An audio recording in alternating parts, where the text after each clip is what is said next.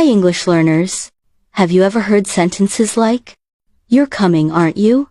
Or, "She can't drive, can she?" These are called tag questions, and they're a fun way to make conversation. But sometimes, they can be confusing. Let's make them easy.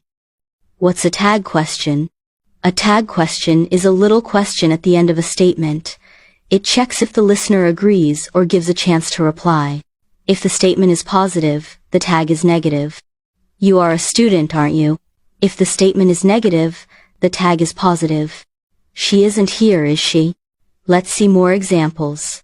He's coming to the party, isn't he? They don't like sushi, do they? You can swim, can't you? Here's the simple formula. Statement plus comma plus auxiliary verb, plus pronoun plus question mark. Use the opposite form of the verb in the statement.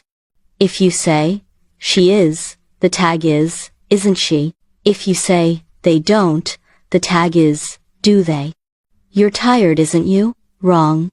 You're tired, aren't you? Okay. Let's play, fix the tag. I'll say the sentence, and you correct it.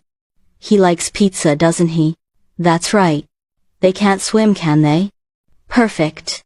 She is happy, isn't she? Excellent. You're a tag question expert now. Tag questions make your English sound natural. If the statement is positive, use a negative tag. If the statement is negative, use a positive tag. Now, go practice with your friends or family. Like, subscribe, and comment your favorite tag question below. See you next time on My Favorite English Teacher.